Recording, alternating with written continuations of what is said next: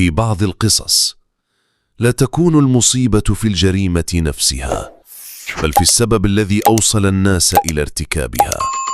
قضية عبد الباري واحدة من تلك الحكايات التي لا تنسى، قضية جعلت كل من سمع بها يتوقف، ليس لأن فيها خيانة وقتلا من الدرجة الأولى، وليس لأن نهايتها كانت مأساوية وانتهت بسجن الجناة أو إعدامهم، بل لأنها تكشف عن وجه مظلم في حياة كثيرين، وجه خفي يعيش في صمت داخل البيوت ولا يكتشف إلا بعد فوات الأوان. إنها قصة جريمة بدأت بدافع يشبه ما يعيشه أغلب الناس، وانتهت بنهاية يرفضها العقل والدين والضمير. وقعت الجريمة في مكان لا يتوقعه أحد، وسط الريف المصري، في قلب البساطة والطمأنينة. دوى خبر جريمة مروعة هزت القلوب وأبكت العيون. بطل هذه الحكاية، أو بالأحرى ضحيتها، كان رجلا يدعى عبد الباري حامد الجريدي، رجل لا يملك سوى كرامته وقطعة أرض وحظيرة مواش وزوجة كانت كل ما لديه. كان عبد الباري حامد الجريدي يبلغ من العمر 46 عاما، غفيرا نظاميا يعيش حياة بسيطة متجذرة في الطين والتراب. يمتلك قطعة أرض زراعية يعتني بها كما يعتني بروحه، وحظيرة مواش ملتصقة بمنزله تشهد على كفاحه عبد الباري على وجه لم يعرفه من قبل. كانت فتاة تمشي إلى جوار والدتها، تحمل في ملامحها براءة الريف وخجل الطيبين. توقف الزمن للحظة وسكتت الأصوات من حوله، كأن الدنيا كلها اختزلت في خطوات تلك الفتاة. اسمها فاطمة، وكان هو يبيع القليل مما زرعت يداه.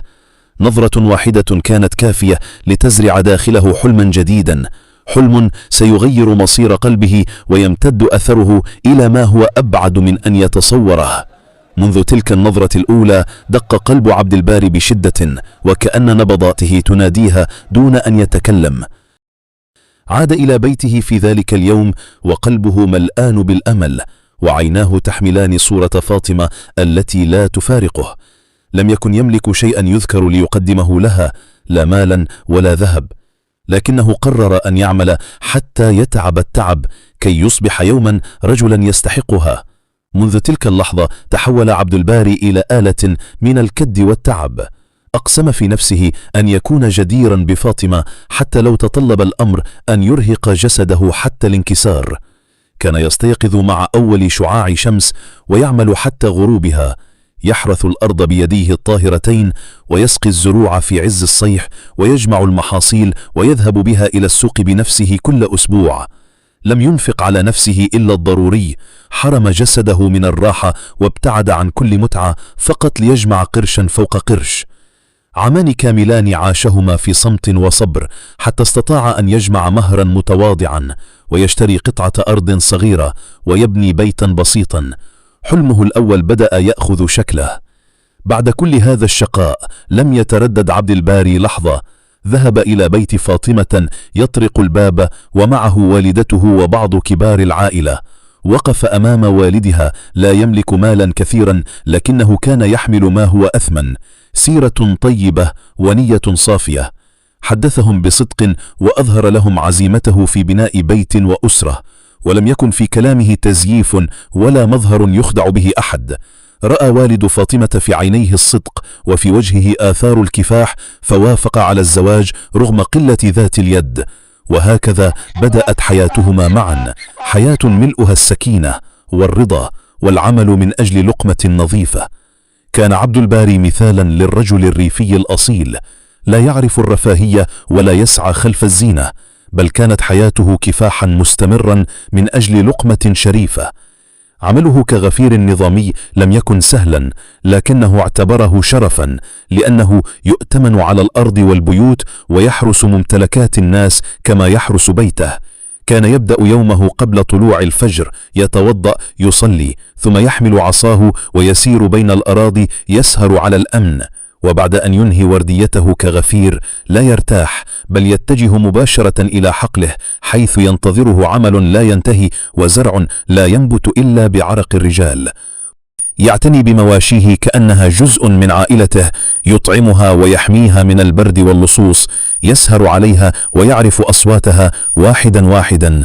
وفي البيت لم يكن عبد الباري مجرد زوج، بل كان رجلا وفيا بكل ما تحمل الكلمة من معنى. لم يقصر يوما في حق فاطمة، سعى دائما لتلبية احتياجاتها، وإن لم يملك المال عوضها بالنية الطيبة والتعب الصادق. كانت فاطمة في نظر الجميع زوجة صالحة، تستيقظ مع أول ضوء، تملأ وجهها ملامح الجدية والتعب، ترتب البيت وتنظفه، تطهو الطعام، وتتحمل مشاق الحياة الريفية دون شكوى. وبعد أن تنهي شؤون المنزل تخرج إلى الحظيرة، تطعم المواشي وتحلب الأبقار، وتعود بيدين متعبتين وروح منهكة، لكنها لا تتأفف. هكذا كانت ترى، امرأة تقف إلى جانب زوجها، تقاسمه المسؤولية، وتتحمل معه الحياة بكل ثقلها. كان عبد الباري يقضي أغلب نهاره في الحقل، يزرع ويسقي ويجني بيديه كما اعتاد طوال حياته. وفي كل مساء كانت فاطمة تمسك صينية الغداء وتسير بقدميها الحافيتين على تراب الطريق الريفي، حاملة الطعام إلى زوجها، تصل إليه مع ابتسامة خفيفة مرسومة على شفتيها. لكن عبد الباري كان يرى شيئا خلف تلك الابتسامة، شيئا لا يقال. لم يكن يعلم ما هو، لكنه كان يشعر أن التعب في عينيها ليس هو نفس التعب الذي اعتاد رؤيته، وأن خلف صمتها سر ثقيل لم يقدر على تفسيره. بدأ عبد الباري يشعر بأن شيئا غريبا يحدث. لم تكن فاطمة كما كانت من قبل. هناك تصرفات خفية ونظرات سريعة وحركات صغيرة لا يفهم معناها. الشك بدأ يتسلل إلى قلبه كجمرة تشتعل بصمت، لكنه لم يملك أي دليل، لم يمسك عليها شيئا يثبت خيانتها. راقبها بصمت، انتظر أن يكتشف ما يؤكد ظنونه، لكن كل شيء كان يبدو طبيعيا. فاطمة لم تتغير في الظاهر، لم تفعل ما يلفت الانتباه صراحة، لكن قلب عبد الباري لم يكن مرتاحا. كان يحمل الشك في صدره كما يحمل المريض سما لا يقتله، لكنه لا يتركه حيا، تأكله الظنون ليلا ونهارا. لم يكن يعلم هل ما يشعر به وهم أم حدس رجل يعرف زوجته، لكن يا للأسف كان حدسه صادقا، وكانت الخيانة تحيط به من أقرب الناس إليه. لم يكن يعلم أن نهايته اقتربت، وأن المصيدة قد بدأت تغلق عليه دون أن يدري. كان هناك فتى صغير يساعد عبد الباري في أعمال الحقل، اسمه محمد، شاب في مقتبل العمر، نحيل الجسد، قليل الخبرة. يراه الجميع مجرد تلميذ يتعلم الزراعة من رجل خبر الأرض. أما فاطمة فقد تجاوزت 33، وكان بينهما هي ومحمد فرق كبير في السن والعقل وحتى المنطق. لكن ما لم يكن عبد الباري يتوقعه هو أن هذا الفتى البسيط الذي كان يعتبره كابنه سيصبح أداة خيانته ونقطة انهيار كل شيء بناه. وقع المحظور. فاطمة التي كانت ترى زوجة وفية استغلت براءة محمد وصغر سنه وجرته إلى طريق لا عودة منه.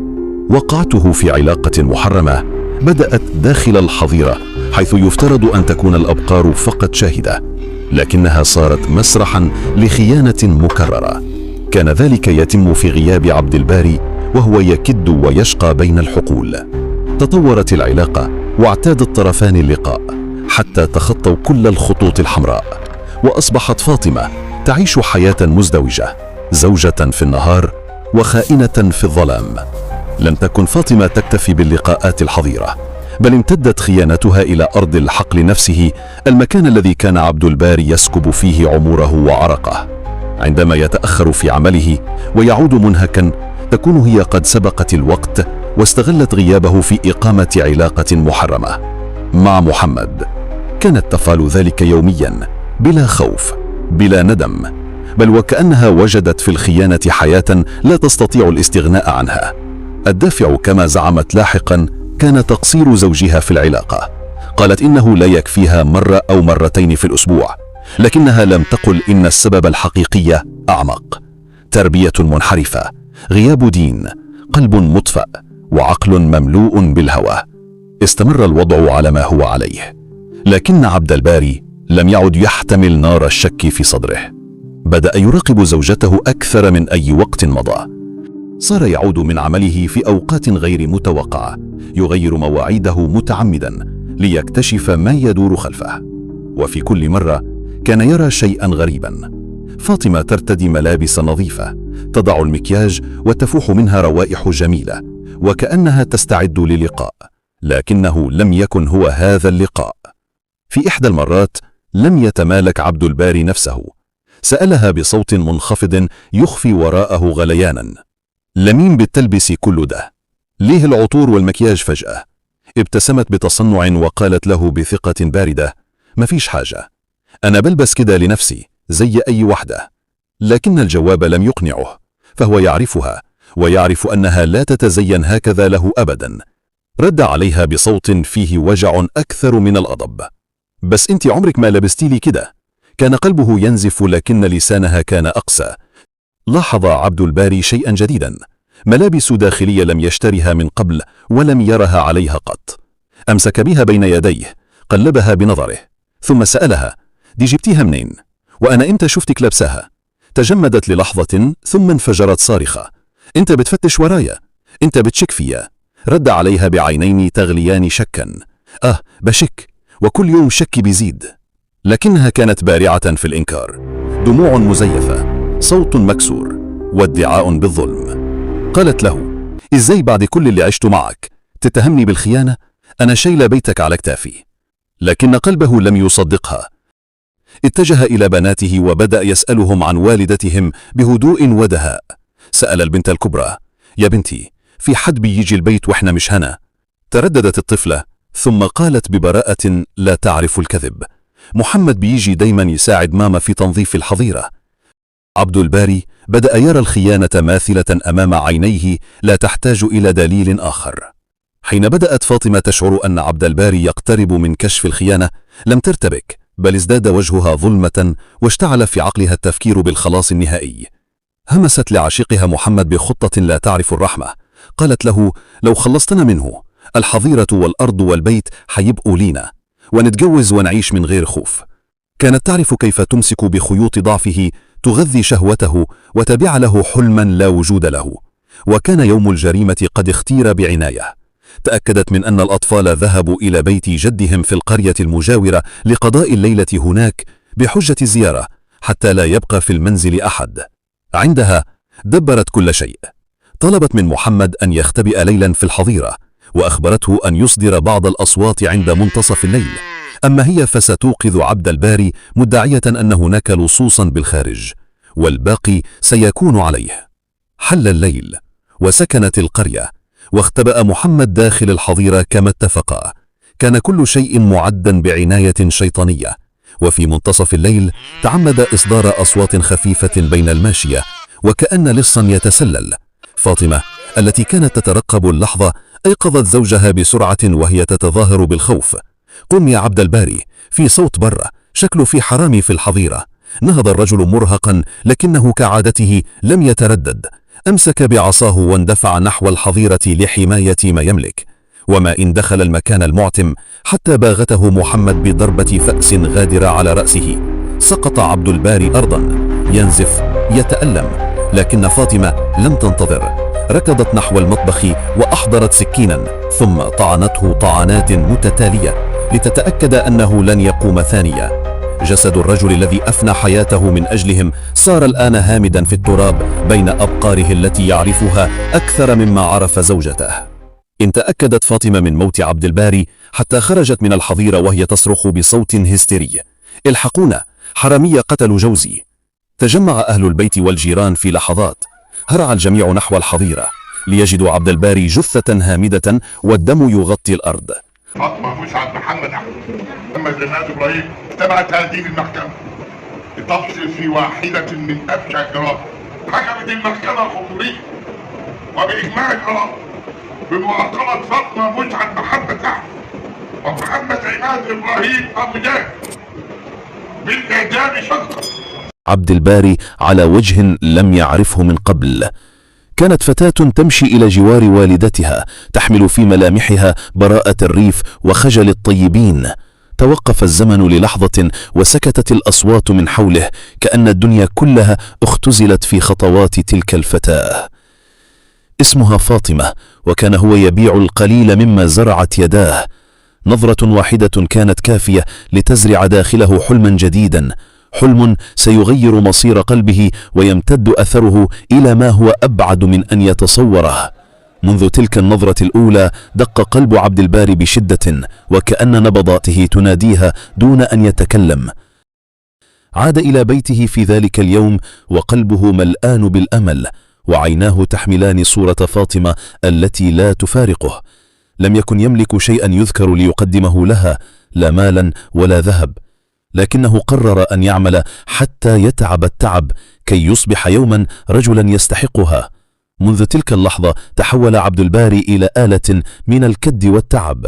أقسم في نفسه أن يكون جديرا بفاطمة حتى لو تطلب الأمر أن يرهق جسده حتى الانكسار. كان يستيقظ مع أول شعاع شمس ويعمل حتى غروبها، يحرث الأرض بيديه الطاهرتين ويسقي الزروع في عز الصيح ويجمع المحاصيل ويذهب بها إلى السوق بنفسه كل أسبوع. لم ينفق على نفسه إلا الضروري، حرم جسده من الراحة وابتعد عن كل متعة فقط ليجمع قرشا فوق قرش. عامان كاملان عاشهما في صمت وصبر حتى استطاع أن يجمع مهرا متواضعا ويشتري قطعة أرض صغيرة ويبني بيتا بسيطا.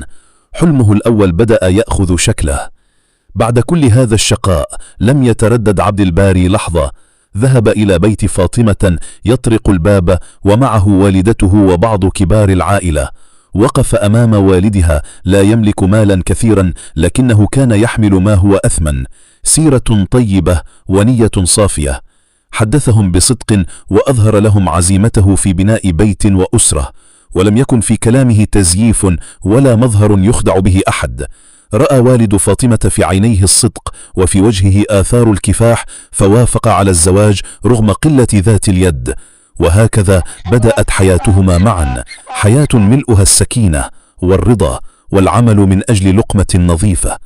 كان عبد الباري مثالا للرجل الريفي الأصيل، لا يعرف الرفاهية ولا يسعى خلف الزينة، بل كانت حياته كفاحا مستمرا من أجل لقمة شريفة. عمله كغفير نظامي لم يكن سهلا، لكنه اعتبره شرفا، لأنه يؤتمن على الأرض والبيوت ويحرس ممتلكات الناس كما يحرس بيته. كان يبدأ يومه قبل طلوع الفجر، يتوضأ، يصلي، ثم يحمل عصاه ويسير بين الأراضي يسهر على الأمن. وبعد أن ينهي ورديته كغفير لا يرتاح، بل يتجه مباشرة إلى حقله، حيث ينتظره عمل لا ينتهي وزرع لا ينبت إلا بعرق الرجال. يعتني بمواشيه كأنها جزء من عائلته، يطعمها ويحميها من البرد واللصوص، يسهر عليها ويعرف أصواتها واحدا واحدا. وفي البيت لم يكن عبد الباري مجرد زوج، بل كان رجلا وفيا بكل ما تحمل الكلمة من معنى. لم يقصر يوما في حق فاطمة، سعى دائما لتلبية احتياجاتها، وإن لم يملك المال عوضها بالنية الطيبة والتعب الصادق. كانت فاطمة في نظر الجميع زوجة صالحة، تستيقظ مع أول ضوء، تملأ وجهها ملامح الجدية والتعب، ترتب البيت وتنظفه، تطهو الطعام وتتحمل مشاق الحياة الريفية دون شكوى. وبعد أن تنهي شؤون المنزل تخرج إلى الحظيرة، تطعم المواشي وتحلب الأبقار، وتعود بيدين متعبتين وروح منهكة، لكنها لا تتأفف. هكذا كانت ترى، امرأة تقف إلى جانب زوجها، تقاسمه المسؤولية وتتحمل معه الحياة بكل ثقلها.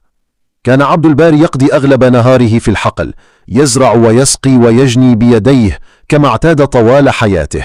وفي كل مساء كانت فاطمة تمسك صينية الغداء وتسير بقدميها الحافيتين على تراب الطريق الريفي حاملة الطعام إلى زوجها، تصل إليه مع ابتسامة خفيفة مرسومة على شفتيها، لكن عبد الباري كان يرى شيئا خلف تلك الابتسامة، شيئا لا يقال. لم يكن يعلم ما هو، لكنه كان يشعر أن التعب في عينيها ليس هو نفس التعب الذي اعتاد رؤيته، وأن خلف صمتها سر ثقيل لم يقدر على تفسيره. بدأ عبد الباري يشعر بأن شيئا غريبا يحدث. لم تكن فاطمة كما كانت من قبل. هناك تصرفات خفية ونظرات سريعة وحركات صغيرة لا يفهم معناها. الشك بدأ يتسلل إلى قلبه كجمرة تشتعل بصمت، لكنه لم يملك أي دليل، لم يمسك عليها شيئا يثبت خيانتها. راقبها بصمت، انتظر أن يكتشف ما يؤكد ظنونه، لكن كل شيء كان يبدو طبيعيا. فاطمة لم تتغير في الظاهر، لم تفعل ما يلفت الانتباه صراحة، لكن قلب عبد الباري لم يكن مرتاحا. كان يحمل الشك في صدره كما يحمل المريض سما لا يقتله، لكنه لا يتركه حيا. تأكله الظنون ليلا ونهارا. لم يكن يعلم هل ما يشعر به وهم أم حدس رجل يعرف زوجته، لكن يا للأسف كان حدسه صادقا، وكانت الخيانة تحيط به من أقرب الناس إليه. لم يكن يعلم أن نهايته اقتربت، وأن المصيدة قد بدأت تغلق عليه دون أن يدري. كان هناك فتى صغير يساعد عبد الباري في أعمال الحقل، اسمه محمد، شاب في مقتبل العمر، نحيل الجسد، قليل الخبرة. يراه الجميع مجرد تلميذ يتعلم الزراعة من رجل خبر الأرض. أما فاطمة فقد تجاوزت 33، وكان بينهما هي ومحمد فرق كبير في السن والعقل وحتى المنطق. لكن ما لم يكن عبد الباري يتوقعه هو أن هذا الفتى البسيط الذي كان يعتبره كابنه سيصبح أداة خيانته ونقطة انهيار كل شيء بناه. وقع المحظور. فاطمة التي كانت ترى زوجة وفية استغلت براءة محمد وصغر سنه وجرته إلى طريق لا عودة منه. وقعته في علاقة محرمة بدأت داخل الحظيرة، حيث يفترض أن تكون الأبقار فقط شاهدة، لكنها صارت مسرحا لخيانة مكررة. كان ذلك يتم في غياب عبد الباري وهو يكد ويشقى بين الحقول. تطورت العلاقة واعتاد الطرفان اللقاء حتى تخطوا كل الخطوط الحمراء، وأصبحت فاطمة تعيش حياة مزدوجة، زوجة في النهار وخائنة في الظلام. لم تكن فاطمة تكتفي باللقاءات الحظيرة، بل امتدت خيانتها إلى أرض الحقل نفسه، المكان الذي كان عبد الباري يسكب فيه عمره وعرقه. عندما يتأخر في عمله ويعود منهكا، تكون هي قد سبقت الوقت واستغلت غيابه في إقامة علاقة محرمة مع محمد. كانت تفعل ذلك يوميا بلا خوف بلا ندم، بل وكأنها وجدت في الخيانة حياة لا تستطيع الاستغناء عنها. الدافع كما زعمت لاحقا كان تقصير زوجها في العلاقة. قالت إنه لا يكفيها مرة أو مرتين في الأسبوع، لكنها لم تقل إن السبب الحقيقي أعمق: تربية منحرفة، غياب دين، قلب مطفأ، وعقل مملوء بالهوى. استمر الوضع على ما هو عليه، لكن عبد الباري لم يعد يحتمل نار الشك في صدره. بدأ يراقب زوجته أكثر من أي وقت مضى. صار يعود من عمله في أوقات غير متوقعة، يغير مواعيده متعمدا ليكتشف ما يدور خلفه.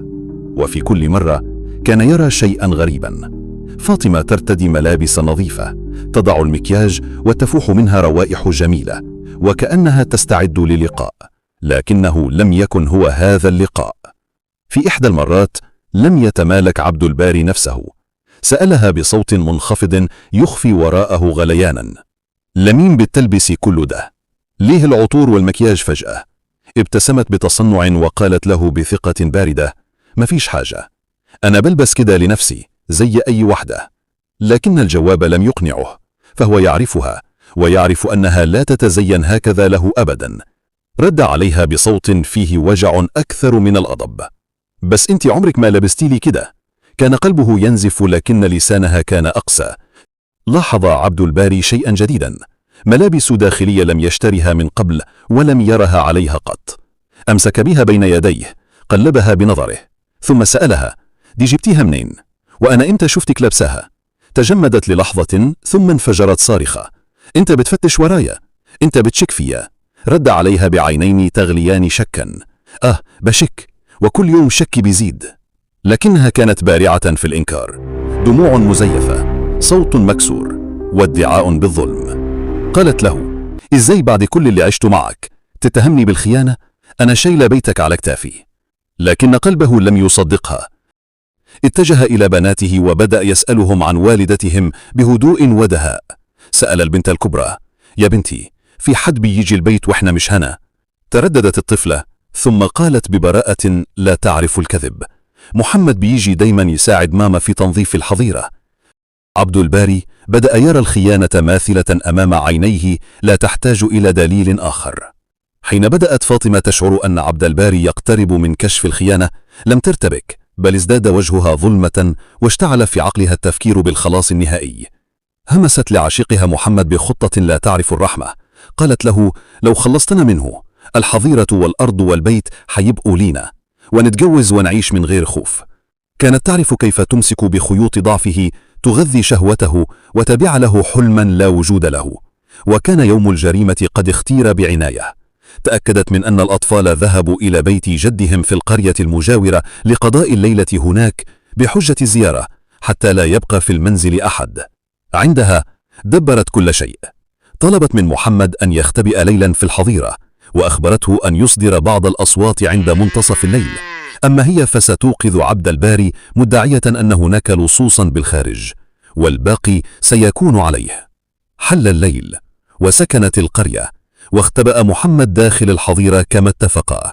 كان كل شيء معدا بعناية شيطانية. وفي منتصف الليل تعمد إصدار أصوات خفيفة بين الماشية، وكأن لصا يتسلل. فاطمة التي كانت تترقب اللحظة أيقظت زوجها بسرعة وهي تتظاهر بالخوف: قم يا عبد الباري، في صوت برا، شكله في حرامي في الحظيرة.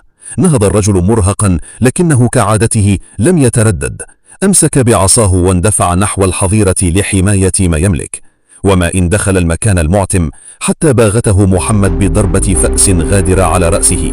سقط عبد الباري أرضا ينزف يتألم، لكن فاطمة لم تنتظر. ركضت نحو المطبخ وأحضرت سكينا، ثم طعنته طعنات متتالية لتتأكد أنه لن يقوم ثانية.